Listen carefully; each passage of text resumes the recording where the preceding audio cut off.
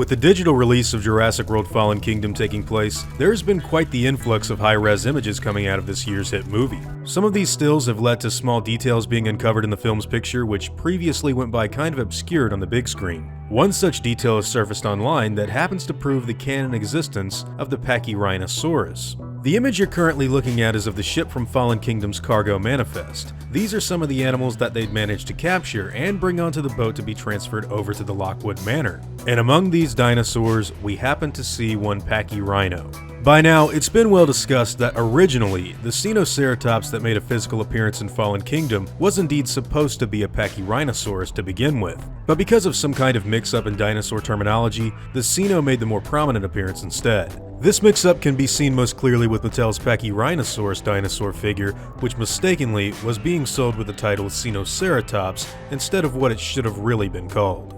This is one of the big reasons this Pachyrhino reveal is so interesting. Many of us, myself included, were under the impression that Pachyrhinosaurus wasn't really ever on Isla Nublar, but now the movie says otherwise. Now, after this cargo manifest was getting discussed on Twitter, Chris Pugh over at Jurassic Outpost, link will be in the description to their website, reached out to Colin to clarify on the existence of this dinosaur in the franchise. And this is what the writer-director had to say. That's likely a remnant from when she was misidentified, but there are a few dinosaurs we didn't get to see in Jurassic World Fallen Kingdom who made it off the island on the Arcadia. We only saw the ones J.A. pointed his camera at. And with that being said, I think it's safe to assume that the Pachyrhinosaurus is an animal that we may get to see someday in the future, possibly even in Jurassic World 3. This would obviously be one of the dinosaurs that Masrani cloned instead of InGen, and it would also more than likely be an animal that gets further representation in future Jurassic properties. Maybe even the Jurassic World live show that they teased us with a few months back.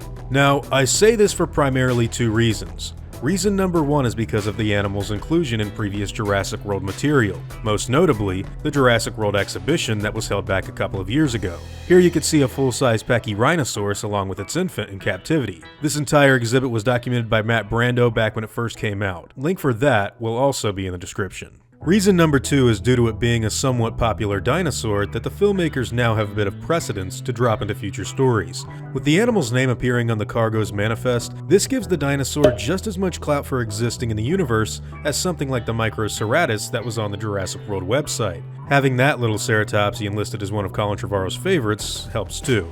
Now, even though I've said all of that, I think it's important to point out the fact that some dinosaurs have been shown in name only during Jurassic movies in the past, and have still yet to make a physical appearance. Notable examples include the Metriacanthosaur and Proceratosaurus that were seen as embryos in the first Jurassic Park. Essentially, this information basically reveals to us that Pachyrhinosaurus was on the ship Arcadia in Jurassic World Fallen Kingdom. Whether it was sold off or set loose by Maisie at the end of the film is a wholly different question.